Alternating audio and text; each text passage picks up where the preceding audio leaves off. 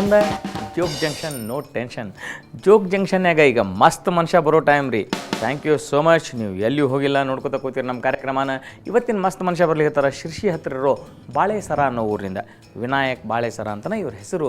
ಇವರು ಹೊಸ ಹೊಸ ಜೋಕ್ಗಳನ್ನು ತಾಮ ಸೃಷ್ಟಿ ಮಾಡಿ ತಮ್ಮ ಗೆಳೆಯರ ಜೊತೆ ಹಂಚ್ಕೋತಾರೆ. ಅದ್ರಾಗ ಮಜಾ ಏನಂತಂದ್ರೆ ಇವರು ಮಿಮಿಕ್ರಿ ಜೋಡಿಸಿ ಜೋಕನ್ನು ಹೇಳ್ತಾರೆ. ಸೊ ಅದ್ರ ಇನ್ನೂ ಸ್ವಲ್ಪ ಸ್ಪೆಷಲ್ ಎಫೆಕ್ಟಿವ್ ಜೋಕ್ನಾಗವ ನೀವೆಲ್ಲ ಎಂಜಾಯ್ ಮಾಡ್ತೀರಿ ಅಂತ ಹೇಳಿ ನಿಮ್ಮ ಸಲುವಾಗಿ ನಾ ಮಸ್ತ್ ಮನುಷ್ಯನ ಕರ್ಸೀನಿ. ಶಿರ್ಸಿ ಹತ್ರ ಬಾಳೆಸರ ಅನ್ನೋರ್ನಿಂದ ವಿನಾಯಕ್ ಅವರು, ಪ್ಲೀಸ್ ಕಮ್.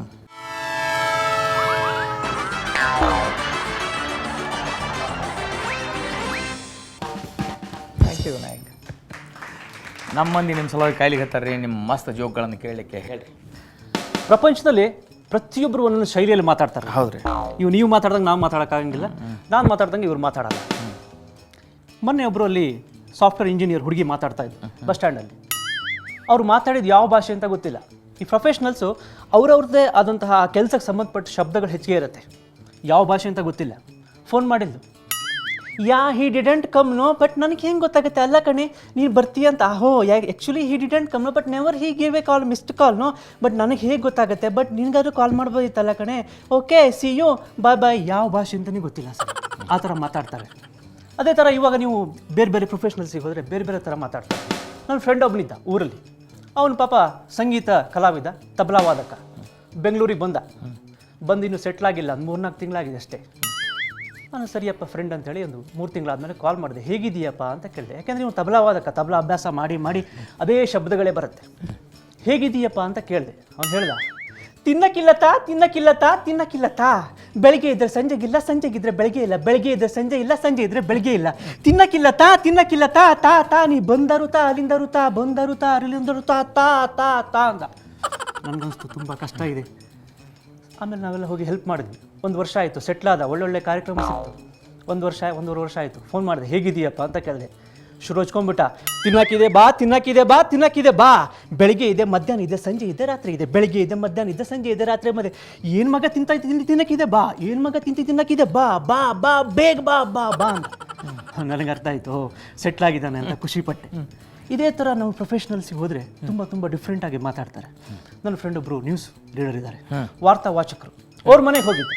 ಅವ್ರು ವಾರ್ತೆ ಓದಿ ವಾರ್ತೆ ಓದ್ದಂಗೆ ಮಾತಾಡೋದು. ಅವ್ರ ಮನೆಗೆ ಹೋಗಿ ಬೆಲ್ ಮಾಡಿದೆ. ಬಾಗಿಲು ತೆಗೆದ್ರು. ನಮಸ್ಕಾರ, ನಾನು ರಾಜೇಶ್, ವಿನಾಯಕ್ ಅವರೇ ನಮ್ಮ ಮನೆಗೆ ಬಂದಿದ್ದೀರಾ, ಒಳಗಡೆ ಬನ್ನಿ ಅಂದರು. ಆಯ್ತಪ್ಪ ಅಂತ ಒಳಗಡೆ ಕೂತ್ಕೊಂಡೆ. ವಿನಾಯಕ್ ಅವರೇ, ನೀವು ತುಂಬ ಅಪರೂಪವಾಗಿ ನಮ್ಮ ಮನೆಗೆ ಬಂದಿದ್ದೀರಾ. ನೀವು ಕಾಫಿ ತೊಗೋತೀರಾ, ಹಾರ್ಲಿಕ್ಸ್ ತೊಗೋತೀರಾ, ಬೋರ್ಮಿಟಾ ತೊಗೋತೀರಾ, ಟೀ ತೊಗೋತೀರಾ, ಹೇಳಿ, ಸಂಕೋಚ ಬೇಡ ಅಂದರು. ಏನಪ್ಪ ಇವ್ರು ವಾರ್ತೆ ಅಂತ ಹೇಳಿದ್ರು. ಇಲ್ಲ ಸರ್, ಏನು ಬೇಡ ಅಂತ. ಇಲ್ಲ, ನಿಮಗೋಸ್ಕರ ಟೀ ಮಾಡ್ತೀನಿ ಅಂತೇಳಿ ಒಳಗಡೆ ಹೋದರು. ಒಳಗಡೆ ಹೋಗಿ ಟೀ ಮಾಡ್ತಾಯಿದ್ದೆ. ಪಾಪ ಇವರ ವೈಫು ಅವತ್ತು ಮನೇಲಿಲ್ಲ. ಅವ್ರು ಇನ್ಯಾವುದೋ ನ್ಯೂಸ್ ರಿಪೋರ್ಟ್ರು, ಇನ್ಯಾವುದೋ ಚಾನಲ್. ಇವರು ಟೀ ಮಾಡೋಕ್ಕೆ ಅಂತ ಪ್ರಯತ್ನ ಮಾಡ್ತಾ ಇದ್ದಾರೆ. ಇವರಿಗೆ ಸಕ್ಕರೆ ಡಬ್ಬ ಕಾಣಿಸ್ತಾ ಇಲ್ಲ. ಸೀದಾ ಹೊರಗಡೆ ಬಂದರು. ಈಗ ನನಗೆ ಸಕ್ಕರೆ ಡಬ್ಬ ಕಾಣಿಸ್ತಾ ಇಲ್ಲ, ಇದರ ಬಗ್ಗೆ ಹೆಚ್ಚಿನ ಮಾಹಿತಿಯನ್ನು ಪಡೆದುಕೊಳ್ಳೋಣ ಅಂತೇಳಿ ಮೊಬೈಲ್ ತೆಗೆದುಬಿಟ್ಟು ಅವರು ಹೆಂಡತಿಗೆ ಫೋನ್ ಮಾಡಿ. ಇವಾಗ ನನಗೆ ಈಗ ನೇರವಾಗಿ ನನ್ನ ಸಂಪರ್ಕದಲ್ಲಿ ನನ್ನ ಹೆಂಡತಿ ಪಂಕಜ್ ಅವರು ಇದ್ದಾರೆ. ಪಂಕಜ್ ಅವರು ಇವಾಗ ನಮ್ಮ ಮನೆಗೆ ವಿನಾಯಕ್ ಅವರು ಬಂದಿದ್ದಾರೆ, ಅವರಿಗೋಸ್ಕರ ಟೀ ಮಾಡ್ತಾ ಇದ್ದೇನೆ, ಅವರ ಸಕ್ಕರೆ ಡಬ್ಬ ಕಾಣಿಸ್ತಾ ಇಲ್ಲ, ಇದರ ಬಗ್ಗೆ ನಿಮ್ಗೆ ಹೆಚ್ಚಿನ ಮಾಹಿತಿ ಇದೆಯಾ ಅಂತ ಕೇಳಿ. ಆ ಕಡೆಯಿಂದ ಪಂಕಜ್ ಹೇಳಿ, ರಾಜೇಶ್, ಅಲ್ಲಿ ನಾನು ಈಗ ಟೀ ಡಬ್ಬವನ್ನು ಕೆಳಗಡೆ ಇಟ್ಟಿದ್ದೇನೆ. ಮತ್ತು ಯಾಕೆಂದರೆ ಇವಾಗ ಆ ಸಕ್ಕರೆ ಡಬ್ಬಕ್ಕೆ ಇರುವೆ ಬರೋ ಕಾರಣದಿಂದ ಆ ಸಕ್ಕರೆ ಡಬ್ಬಕ್ಕೆ ಮೆಣಸಿನ ಪುಡಿ ಅಂತ ನಾನು ಸ್ಟಿಕ್ಕರನ್ನು ಹಾಕಿದ್ದೇನೆ. ಕಲರ್ ಟಿವಿ ಕ್ಯಾಮ್ರಾಮನ್ ಕಮಲಾಕರ್ ಜೊತೆ ನಿಮ್ಮ ಹೆಂಡತಿ ಪಂಕಜ, ಸಿರ್ಸಿ ಸಿದ್ದಾಪುರ. ಮಾಹಿತಿಗಾಗಿ ಧನ್ಯವಾದಗಳು ಪಂಕಜ್ ಅವರೇ ಅಂತೇಳಿ ಎಲ್ಲ ಕಷ್ಟಪಟ್ಟು ಟೀ ಮಾಡಿ ನನಗೆ ಮಾಡಿಕೊಟ್ರು. Thank you Vinayak. ಮತ್ತೆ ಬರ್ತೀರಿ, ನಾವು ಕರೀತೀವಿ. ಹಾಂ, ಥ್ಯಾಂಕ್ ಯು.